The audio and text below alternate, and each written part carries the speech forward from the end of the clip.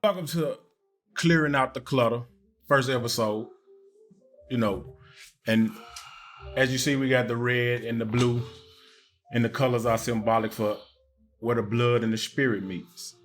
And so, of course, we got the Bible right here, and the basic instructions before leaving Earth tells me we went from the Old Testament to the New Testament, right? So you got the old body and the old mind, and the new body and the new mind. And me and you know our relationship, and I'm here in the sense of I have to heal, so I have to have this conversation with you, being you, my father, and I'm your progenitor, or however they're supposed to go. But I need to have this conversation with you so I can move forward within myself and, just to progress as a man. And to, I forgive you a long time ago for what has transpired, and I just want to get closer. And so I'm gonna start it off with what was like growing up in Beckville, Texas, in the Hunt family. Well, first of all, I was born next to the last of 7 siblings. My mother, Leola Hunt, and my father, John Hunt. And I grew up, I was born in 1949 in East Texas, the small town of Beckville, Texas. And I grew up during the 50s and 60s. And I only had an elder cousin, and my grandfather, I only saw him, my father's father, maybe 2 or 3 times. I had aunts, my father's sisters, Cora and Lucille, and that's about, and my mother's 2 brothers. So what was grandmother like, Leola Hunt? I only seen her maybe how many times? My mother was, she was a missionary in the church. And she was in the Eastern Star. And my father. But what was she like? Like, what was your relationship like? Mother was a sweet lady. She would definitely get after you if you did anything wrong. She fussed a lot, She was mother, and I was closer to my mother than I was my father, but because my father worked, out of town all the time. He only came home on weekends. And he was a pastor of the church. And my mother was she was the cornerstone of the family. She held the family together for real. She we didn't, whatever we wanted, needed, or whatever, mother would get it. And Dad worked and provided for the family. And he worked on the railroad, and then he was a pastor. And it was a strict household. And so you say he worked all the time, so you really didn't establish a relationship with him? I had a relationship with him, but it wasn't a close relationship as like for it was with my mother, because he worked on the railroad and he worked out of town. He worked out of town, and he was only home on weekends, and he was strict, very strict, far as, you know, and I appreciate that strictness, far as, you know, we just didn't do anything, we couldn't be out late at night, or you know, he put a lot of things in me that made me the man that I am. And as far as rearing my kids, that strictness, so to speak, was in me, that I tried to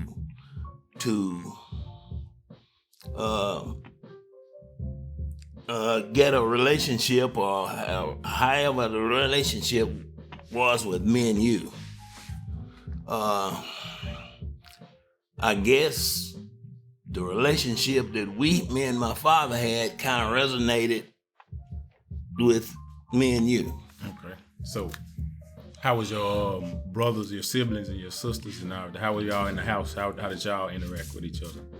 We were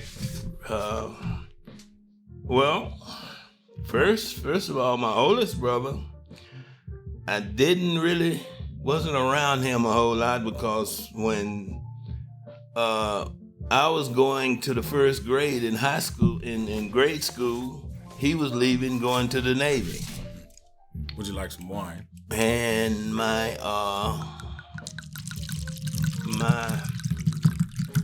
all of my other siblings,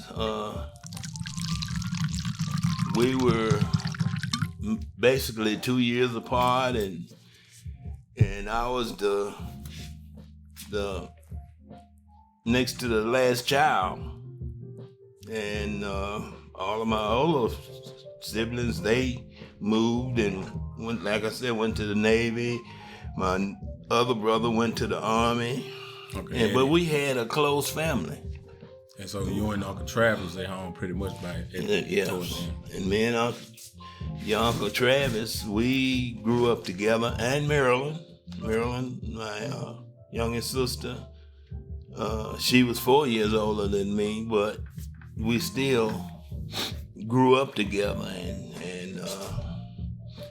they, you know, we were a close knit family, even to now. We are scattered, but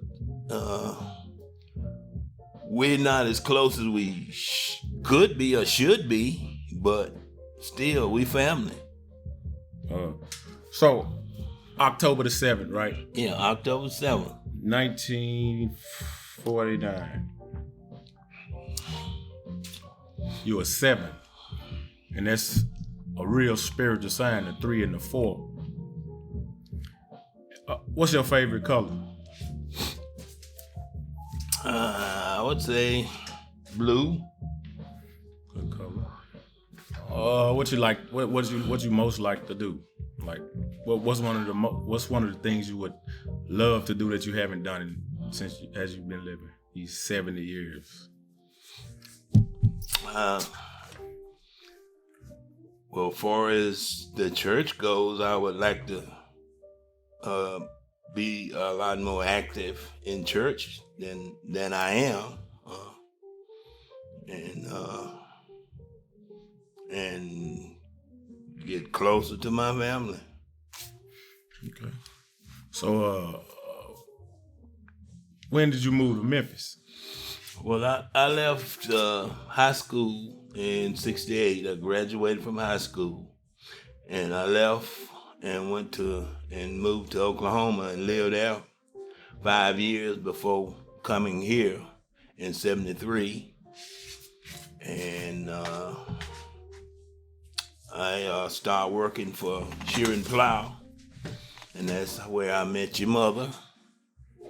And we 73, you said? 73? In 70, I met her in 75. I worked for the company.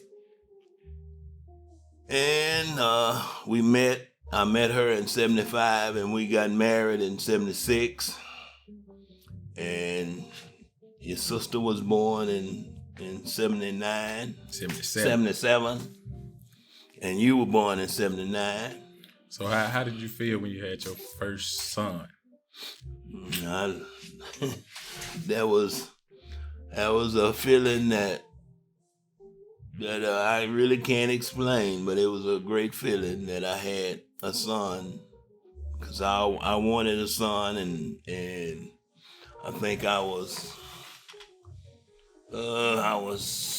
almost 28 when your sister was born, so I was 30 when I was born. Yeah. And that was kind of late. Even my father even said that, son, I didn't think you were going to have no children. But it was a great feeling. So how was I as a little boy?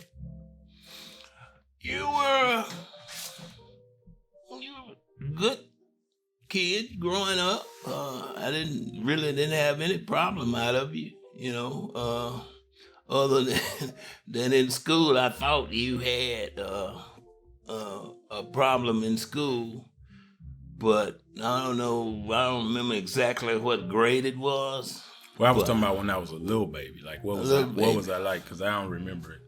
I don't remember anything probably past 11. You were a good kid.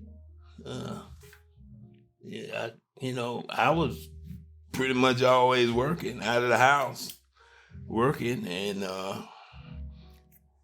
and that was, to me, a little bit of a mistake for as being around the kids and whatever. But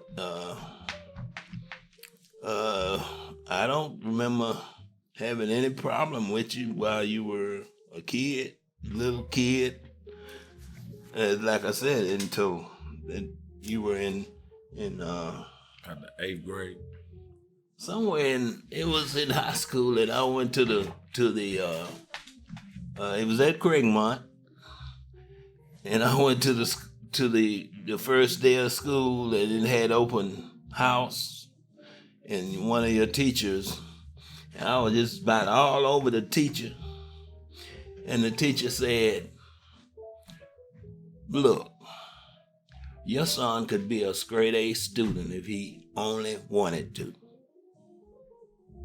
And that just like it said, oh, okay. Because I was kind of hard on you at that point, far as, because you like he said, you could have had straight A's, but yeah, well, I called them your sweat hogs, your buddies. They were, they didn't play, one of them did. Anyway, I was kind of hard on you, and I would, because you came home and you had those bad grades, and I just was on you about that. And then the teacher told me, I said, okay, that that was good to hear. Yeah, so. Well, you know, in hindsight, I look at myself and all the stuff I love now. Like I went to my 20-year class reunion this year, and I missed out on a lot of stuff that Craig might had to offer. But it was a reason why I was missing out on that. But we're going to delve into that in a minute. But is there anything that you want to tell me about you that I don't know? Because I don't, you know, we don't really have the best of relationship. And this is a process where I want to get to know you better and, you know, have a relationship with you better. And, because everybody needs their dad. Yeah. And I want my dad just like everybody else wants their dad. I'm a little rough around the edges because I was running in the streets and when he was, you know, as I progressed and got older. But I'm maturing and becoming a better person all around. Well, as far as, well, you know, I had a bad temper and. Well, no, I'm not really focusing on the bad stuff. I'm talking about something just mano and mano. Me, you know. Yeah. Well. Who is James Lindell Hunt? Well.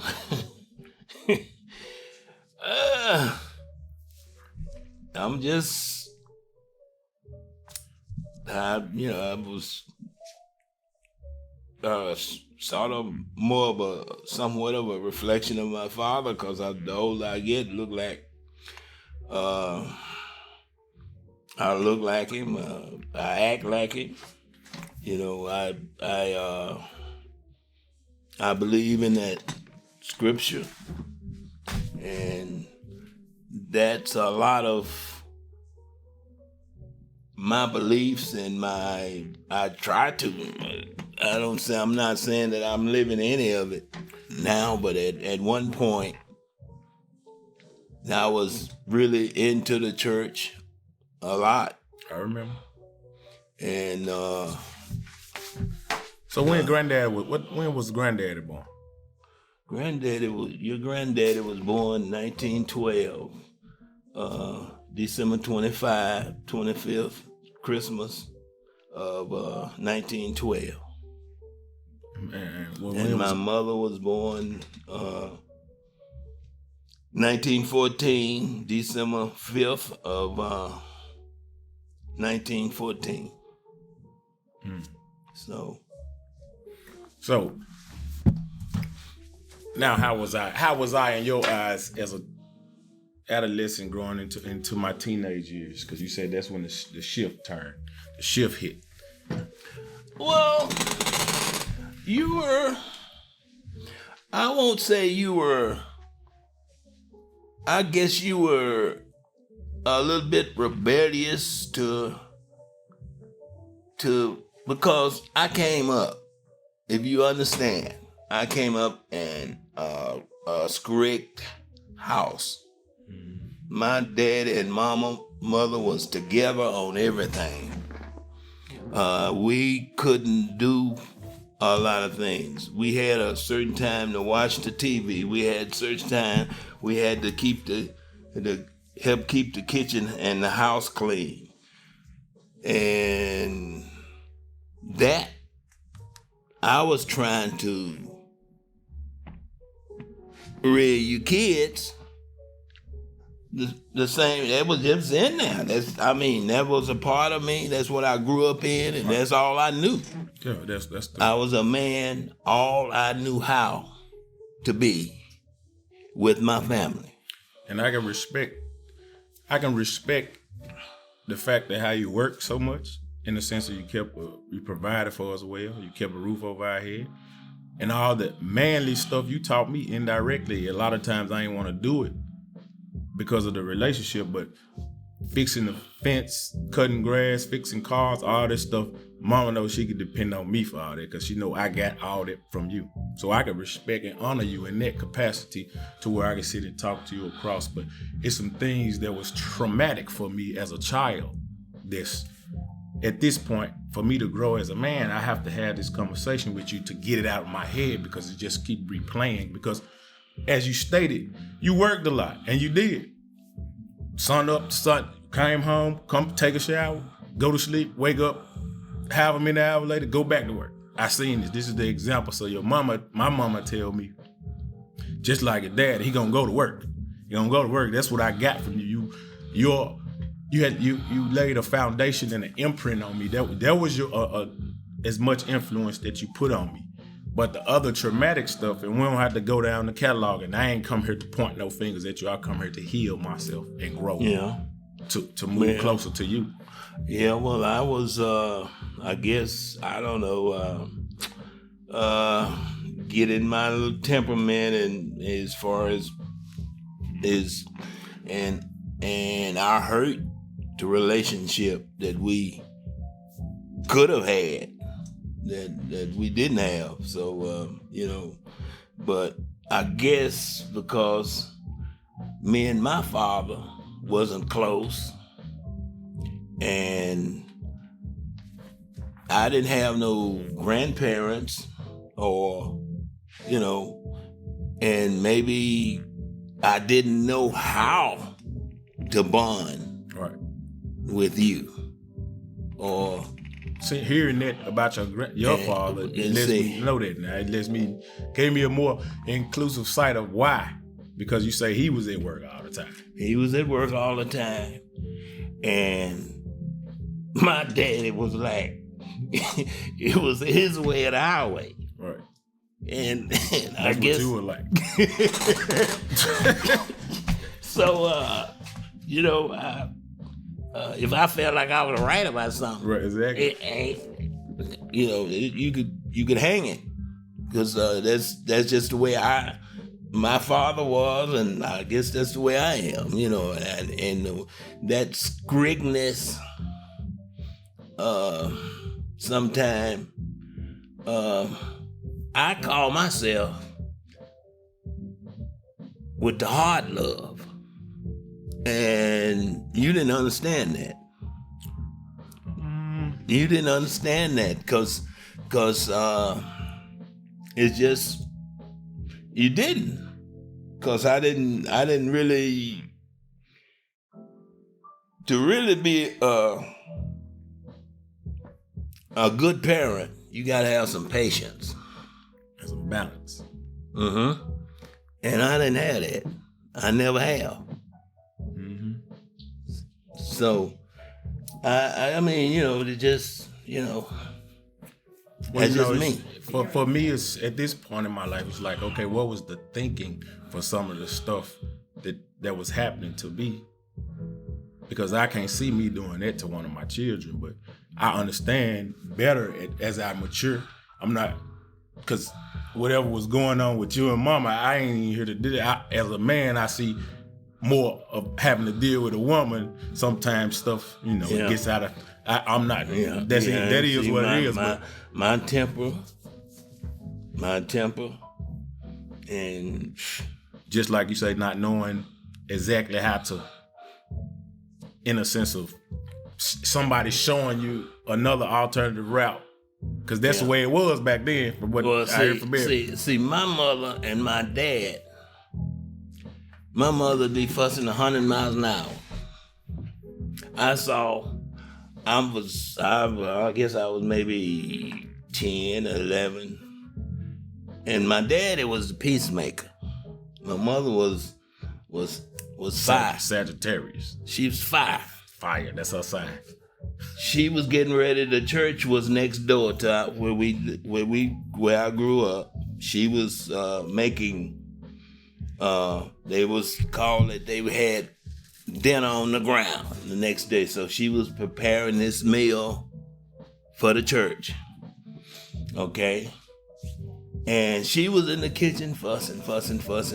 And I guess to me, it was like my mother felt like my daddy was ignoring her because he was sitting by the door in his chair.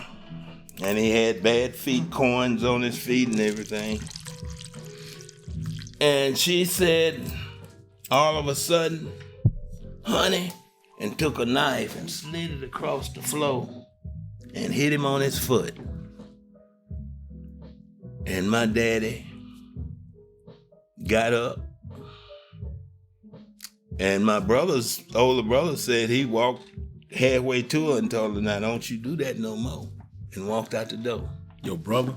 My older brother said that he walked halfway toward her and told her, "Now don't you do that no more," and walked out the door. And my daddy didn't, I guess, show me how. Other than walking out the door, I couldn't do that. What you mean, your mama?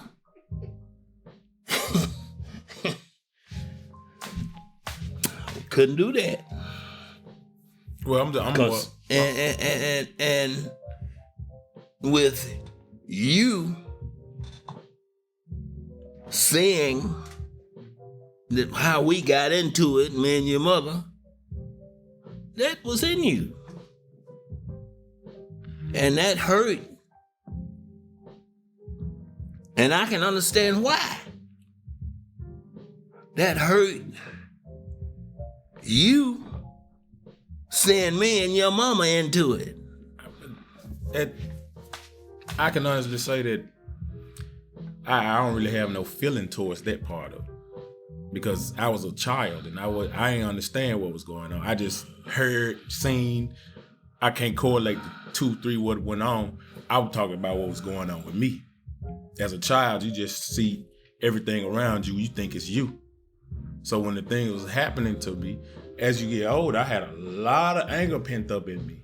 Mm-hmm. A lot of anger. And my mom used to tell me all the time, if I can forgive him, you can forgive him. And I have to tell her, at that time, I was a child. So it's just messing with my head because as a child, you don't have any good memories to fall back on. So you just fall back on those things. Like everybody say, well, I'm saying, you still want your father regardless of the fact. But So in my head, it's like, okay, what is the thinking? Why won't he come talk to me? Why won't he come, and now I have my own children. And so it's like, why won't they reach out? Why ain't they still, it's about the children. Now it ain't about me because to me, I forgave you after I got past my ego and all that. Yeah. For all the stuff. We've been through some stuff. Yeah. And so I want to move forward and further my relationship with my father. Because like you said, everybody's scattered. I ain't have no grandparents either. In a sense. Around me like that to have an impression. Oh, no. You same way. Because Pop died in 85 and you were 5 going on 6 years old. And Jeremy was 2 years old. And Quenisha was what? 2 years older than me, 7 or 8. Yeah. And but we never was around them like that because we was always in Memphis. And I remember traveling in the little Mazda, in the mattress in the back. Yeah. And traveling to Beckville and all that. And but I didn't get any because my parents didn't really get along, actually. It makes sense. That's a earth sign and a fire sign. She just burned up his earth. You just said she a Sagittarius, he a Capricorn. And she that Indian blood in her fire, and it was in most of us. Well, I just brought you here to, so I can mend this bridge and move forward. So we stay right down the street from each other. And of course, I don't want it to be like that. And my wife always like, oh, you need to be the bigger person. But my ego and my pain and my trauma and the hurt will keep me like, man, forget fuck all that. I ain't studying it. Ooh, like I don't need you, but I do. So and the times that we had after me and your mother broke up in the middle of the 90s, and that wasn't a good relationship either. So what you talking about, like at Stonegate? Yeah. Well, it's only all of that was built, it's just in me, and it was making me who I am. But it's a bunch of pent up anger that you have. Well, to release. it's just like the relationship that I had with my daddy. But we can't. Well, see, what I'm saying is there's a pattern there. I see that now. That's why there was a pattern, right? Because my daddy tell me to go to church, and I'm headed to the club, and he tell me to be home with his car at a certain time, and I'd be 3 or 4 o'clock in the morning getting home,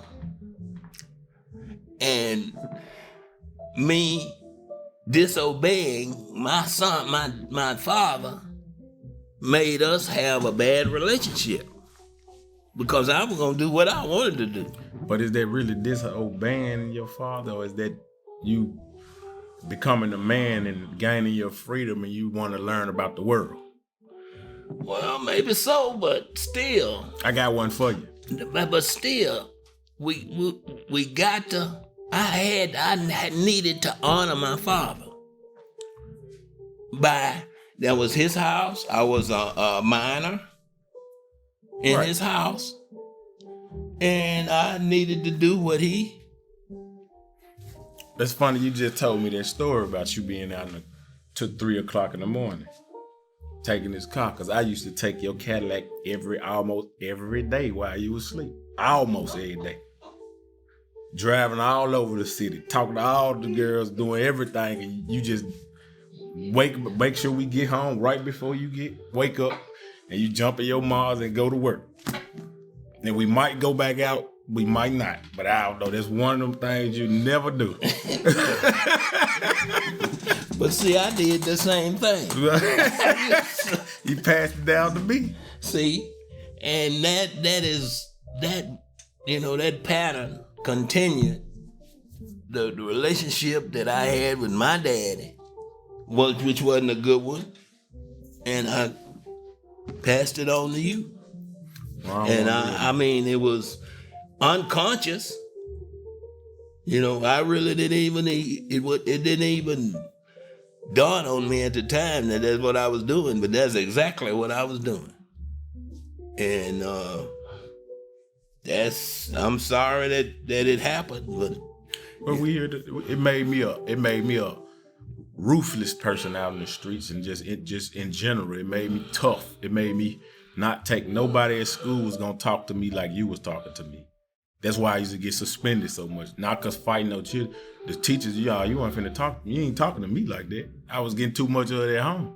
So that's why I was a problem at school. But I got no problems with the students. It was just authority at that point. Yeah. And so, yeah, we even got locked up on Bill Street, me and Jeremy, because we was out too late in your car. I bet you didn't know about that. We got locked up because they asked Jeremy how old he was first, and he was like 12, 13, 14, somewhere around there. We was on Bill Street. How come I didn't know? Because Mama came down there and got us out right before, because she knew you was gonna kill us if you would have.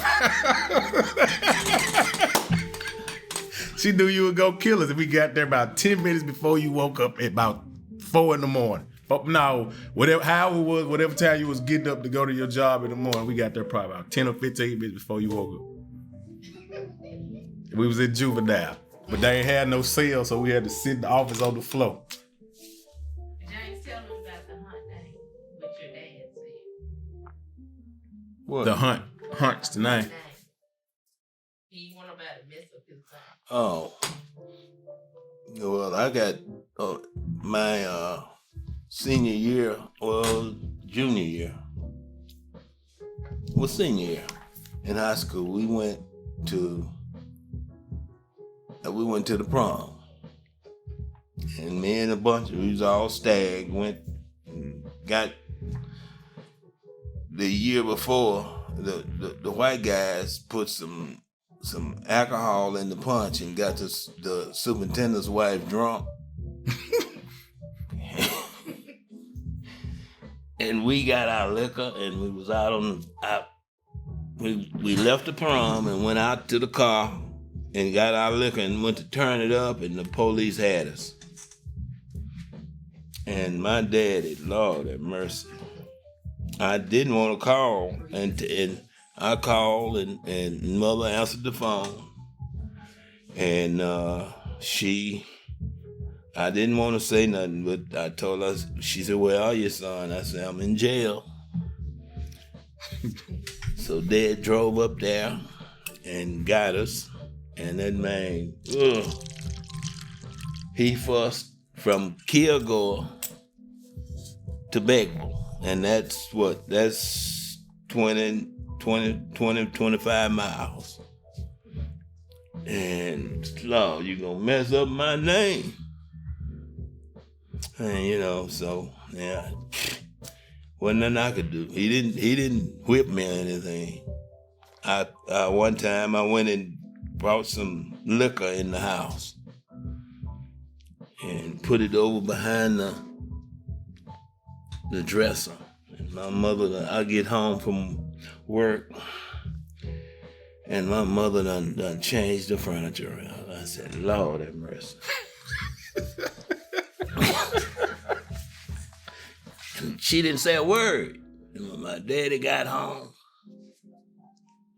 I'm trying to stay woke, because I know she gonna tell it. Then next morning, he said, son, come on, go walk down here with me. He go ask me, he said, son, whose wine was that? I said, Daddy, Lord, I don't know. What wine? And he chuckled. He said, boy, I know you lied. But if I'd have told that man that was my wine, he'd have killed me. He is a big pastor, and I got wine in his house. Lord. So if you can understand the correlation between me and my father, and that's all I knew. That's why we having this discussion. Because you saying he wanted, nobody was gonna mess up his name, and for a long time I ain't like my name because it was just the only person named Hunter on the planet, and because of what we was going through. But at this point in time, I'm happy to be a Hunt and pass down the legacy. And the question I have for you now is, what do you want your legacy to be, or are we gonna start it from right now to create a new one? Well, we may as well start it anew. We need to break the cycle. Right. And so I really appreciate you coming out and having this discussion with me. And like I said, I ain't want to take none of this stuff into my 40s. Yeah. It's time to get past all this and move forward and have the best relationship. And I really appreciate you coming out. Yeah. And I just want to shake your hand and show you some love. And tell you I love you. It's been a long time and we got to get this thing right. Yeah. Right. Thank you. First episode of Clearing Out the Clutter. I'm Andre Hunt. It's my father, James Hunt. And we can clearing out the clutter.